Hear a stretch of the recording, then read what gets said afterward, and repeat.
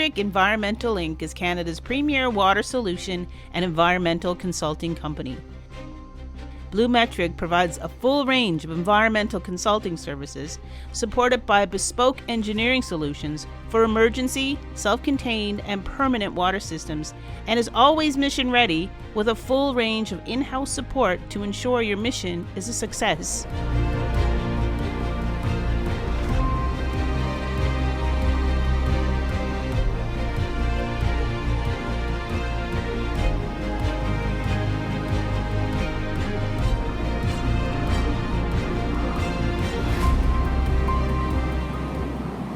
Welcome to the Over the Horizon podcast here at Mass 2023. This podcast is brought to you by our good friends at Blue Metric. I'm Alan Dale, and with me as always my good buddy Jerry Carew, and we are Gale Force Winds. Well, I want to tell you, there are organizations that are doing great work in this country, but there are a few scenarios that will give you a great collaboration between government and industry, providing a level of service to our country, the likes of which have never been seen before. And what I'm talking about is motor vessel asterisks and federal fleet services. John, why don't you go ahead and introduce yourself and tell us a little bit about what you guys do. How's that for an introduction? With an introduction like that, I mean, how can I even follow that out? But thank you very much for the opportunity to speak with you today. And Gale Force Winds, you guys do a great job.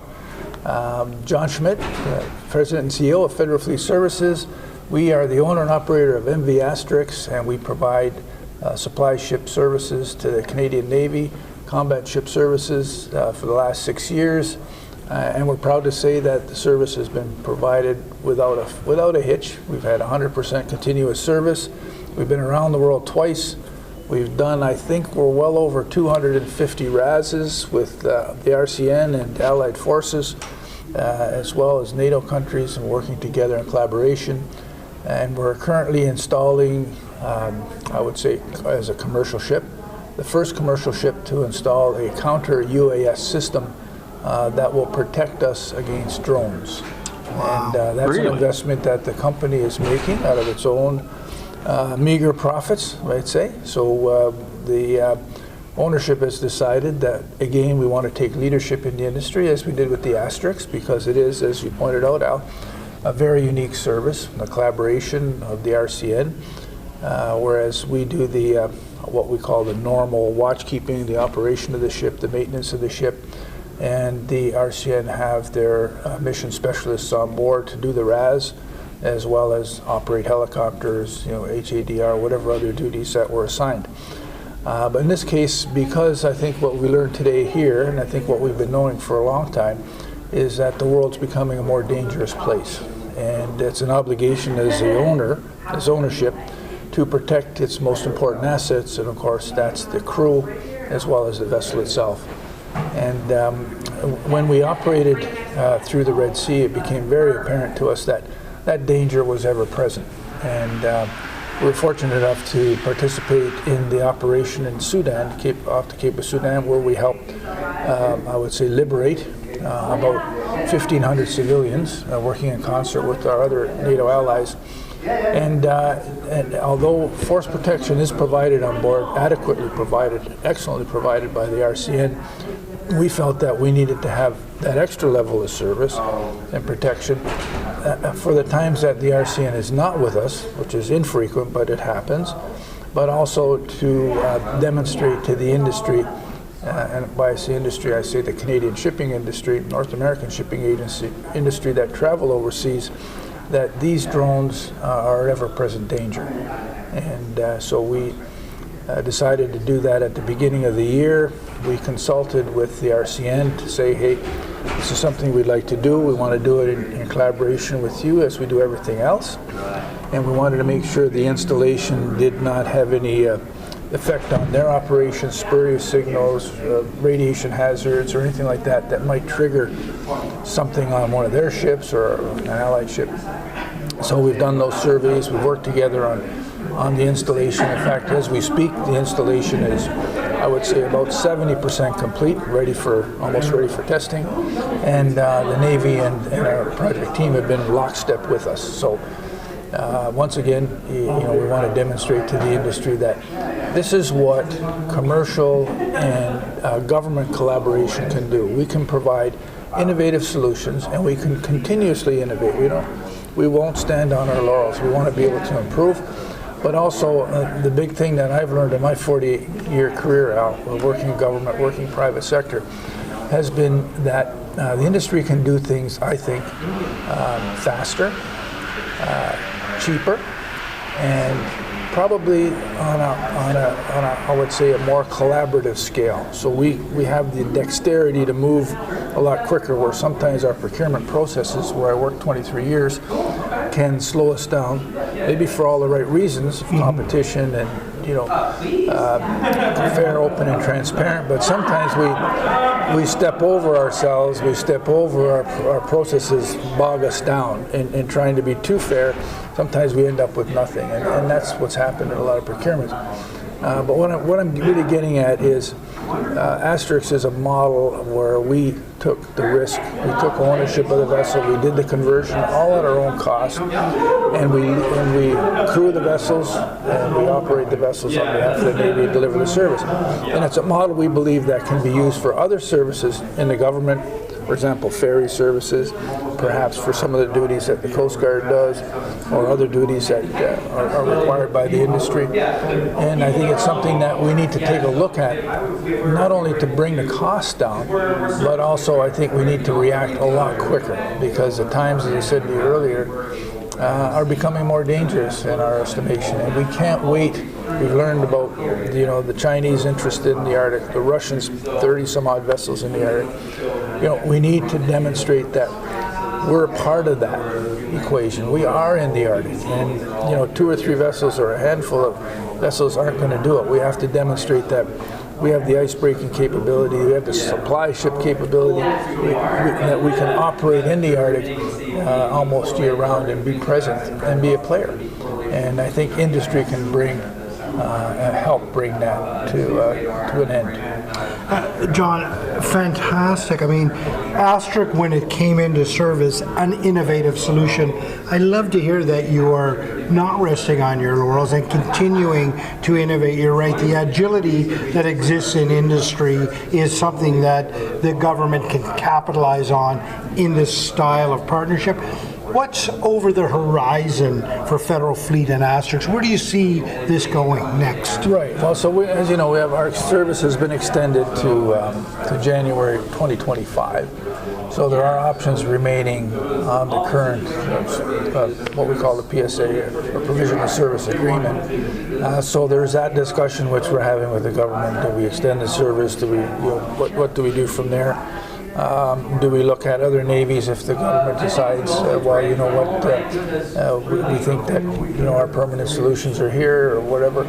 Although there's argument to be made that we need 3, 4, we need more of these vessels, and we can also convert it to other things. We've also looking at providing a similar service like we're doing for the Asterix, build, own, operate, and transfer, as we call the boot principle, or the boot strategy. And that would be for ferries, for example. We can do the same thing. I think people who have been watching the British Columbia ferry space realize that 9 ship waiting period is kind of difficult if you want to get from Victoria to Vancouver, and that industry can offer solutions where we can actually do the same thing. We can own and operate those vessels and reduce the investment that the government has to make, but also I think to improve the level of service at a lower risk to the government. So there's that.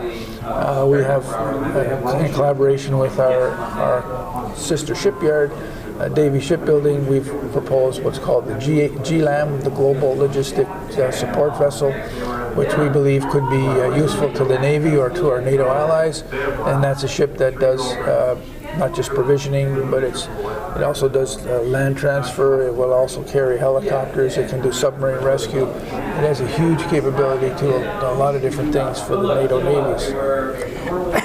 John, Jerry and I have had the pleasure to be on board Asterix, excuse me, and the strength of the vessel, the strength of the service is truly rooted in the crew. Tell me what the crew means to you. Oh my goodness, I'm glad you asked that. Well, the crew is everything to us. I mean, the people we have on board, I think, are the cream of the crop of the industry. We're fortunate. And I think last count, I think 75% were Maritimers, maybe more. I lose count sometimes. And the crew means everything to us. Their ability to, first of all, they're all qualified master mariners or under Transport Canada mariners to their qualified trades, but they bring a dedication to the program that you seldom see. And they work roughly 6 weeks on, 6 weeks off. But a lot of times, those 6 weeks have to stretch out a little bit. If we can't get to port and make a proper crew change, sometimes that 6 weeks turns into 7 weeks or maybe 8 weeks. Sometimes one of their crew members are ill or there's a family issue. Someone will step up and say, "Well, I'll take your 6 weeks and you deal with your family issue." So it's like one big happy family. There's never an issue about supporting each other. But the other big piece about our crew is they all love working with the RCN. I think the mutual respect that we've earned between ourselves is incredible because the RCN brings that level of professionalism. Our people bring a level of professionalism, and they all mesh, and all to the benefit of the ship, all to the benefit of the service. So we've also had some fortunate situations where the RCN folks, as you know, they reach retirement age at 20, 25 years into the service. They're looking for a second career, and we've had an opportunity to help guide them into that second career. And recently we've had 2 ex-RCN folks who were assigned to RCN and the Navy on the Astros move over to our permanent ship's crew, and they're in training to be qualified on deck and working to be masters, and another officer working on the engineering side to get his first-class engineering certificate. So it's a good news story all the way around. It provides a future for the RCN folks as well. John, it's evident when you walk on board the ship, you get that team feeling, you get that family feeling. They're there to support one another. It is a true model of collaboration between industry and government in our country that should be really celebrated. And I'm glad you're having so much success. You never miss a RAS. You're always on station. It's just fantastic. Tell me about the importance of MASS and the importance of an industry association like ICATA pulling all of these conversations together. From a guy who's been around the industry for a few years, you've got a good lens on it, you're one of the leaders. What do you think about how all this is playing out? Well, I think it's fantastic. I mean, MASS is I think it's my favorite conference. I mean, I go to DevSec, I go to CanSec. I've been there. I think I was at the very first CanSec. That's how old I'm getting out, so I can't say. I don't know how many they've had, but all the industry conferences that I go to, not just in Canada but overseas. This small, very focused, I call it a symposium, but I think gathering of people of common interest, but common goals of protecting our country in the Arctic, realizing the importance of the Arctic to not just Canada but the world and the future that we're becoming so dependent on, as the Arctic seems to be the focus of both our allies, but some of our non-allies, if I can use the word. I don't like to use the word enemies, but non-allies. And MASS brings us to where the leading technology is, where the intel, what's happening, but also the leaders of the industry are here. And they're briefing us, they're telling us what's happening, what should we expect in the future. And it was at MASS that Davey, when I was with Davey, that we introduced what was called the PIBS, the MIBS, the medium interim icebreaking strategy for the Coast Guard, whereas we proposed converting 3 existing Viking ships, so the Vikings were the owners, and they were Polar Class 3 vessels for conversion to the Coast Guard. And that project was briefed for the very first time at this conference. I think it was in, I'm going to say 2018, might have been 17. And the Coast Guard liked the idea, and it was from that seed that we planted at that industry.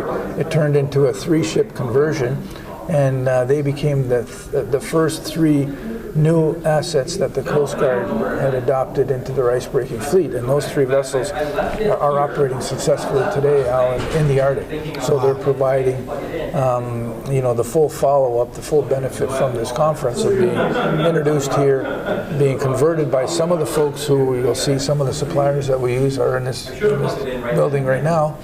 And, the vessels are being sailed by some of the Coast Guard people that you see here today. Right. And Captain Hearn, in fact, was one of them. So. Jerry, your thoughts? Well, I mean, John, it's been an interesting journey for myself and Alan with Gale Force Winds. I couldn't help but reflect on the last 3 years of interviews. One of the highlights, absolute highlights, was sailing aboard the Asterix. We had unfettered access to everything going on board that ship. And I can assure anyone watching this, that is an incredible collaboration. I've been on a lot of vessels in my life. I've never seen anything like that. So you should be incredibly proud of yourself and what everyone has done to make that happen. And frankly, that's not bullshit. We saw it. It was incredible. Thanks, Jerry. Thanks, incredible Jerry. what you're doing. We appreciate that, and we appreciate the support that you give us. But I think it's just a collaboration, because we couldn't do it without the support of the RCN, the Canadian government's belief in what we do and how we provide the service, but also in the men and women that are on board, and they're the true leaders of this company. They're the ones who deliver the service. They're on the coalface, and their collaboration with the RCN, as you say, has been impeccable, Jerry, and we appreciate that observation. Well, I tell you, sometimes you come to a conference and you're lucky enough to be in conversation with the smartest fellow in the room. That's you, John. Oh, you're here, man. You are nice, Al. leading this industry, have been for a very long time. We appreciate everything that you're doing for the marine and defense sector in our country, and I really want to thank you for what you're doing on board Asterix and Federal Fleet, and wherever that goes, makes me proud to be a Canadian when I see that thing sail by. Well, thanks, Al. It's a pleasure to be with you today. BlueMetric wants to partner and work with Atlantic Canadian industries and organizations who are concerned about the water health of our planet and the people who inhabit it in an environmentally and culturally sensitive manner. BlueMetric wants to join the growing number of like-minded, innovative Atlantic Canadian companies who are changing the environmental landscape for the globe in a world-class way.